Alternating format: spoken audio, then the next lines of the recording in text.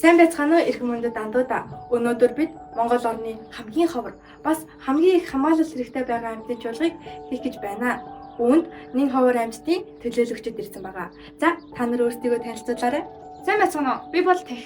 Би Монголд уцсан гэж тооцогдож байсан ч гэсэн дахин утгашуулсан бахархалтай амьт юм. Би говь цүлд амьдардаг. Өвөс урамлаар хоолдог. Гэвч миний амьдрах орчин багасаар би цастын эзэн юмс. Би Алтай хааны уул хахаг нуруу нуугдаж амьдардаг. Би байгальд маш сайн дасан зогсдог учраас хүмүүс намайг ихээхэн хардаггүй байх. Гэхдээ хориод аанчаад уур амьсгалын өөртөө сольж миний оршиж буйн маш их аюулд ороод байна.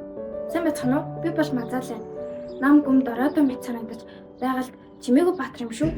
Би уул ойд амьдарч ургамал иддэг. Харин хит их ан ой тайрхаас болж бид дарамтанд байна. Намайг Минж гэдэг. Би Сэлэн голын хөвөнд амьдардаг. Гэвч миний амьдардаг гол ус бохирдож надад амьдрахад үнэхээр хэцүү байна. Намайг Ангар гэдэг. Би өндөр уулын хатан бадыг үлмийн чилгүүд туулдаг. Ирчүүд нь томын эртээ энэ хүүхдээ авч өгдөг төвчээртэй амьтан. Гэвч бидний амьдрах орчин уулмал их хүмүүдэж анчээд зам барилтаас үж бид аюулд орж байна. Дахин за чамайг яаж Монгол дахин утгашуулсан юм бэ? Сайхан асуулт байна. Би нэгэн цагт Монголд усцсан. Харин биологчид намайг дахин гадаадаас авчирч нутагшуулсан юм. Азалаанаас нь чи яаж байгальд тусуулдаг юм бэ? Би урамлын үр тарааж хөрсийг сэрүүлдэг. Байгальд миний оролцоо чухал шүү.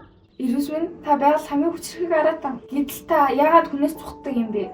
Хүмүүс намайг л жарсаг нэшил үздэг. Учир нь миний ярьс маш хүнд хүрдэг л дээ. Би хүнээс биш хүний шунлаас л зутдаг юм да. Минжээ чи яагаад мод унагаадаг юм бэ? Би үүрээ босгож нуур бүтээхийн тулд мод унгаадаг.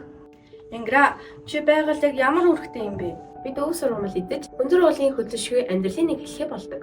Бид байхгүй бол уулын экосистем алдагдана. Тэгвэл бууга чиний амьдрах орчин яаж ийн? Аймаа тогтолж бэлчээр сүйтэд л уул уурхай олборлоод л жоохон хэцүү байна да найз минь. Бид бүгд өөрөөр орчинд амьдардаг ч байгалах бидний нэгдэл. Хүн бидний дуу хоолойг сонсох ёстой. Тийм ээ.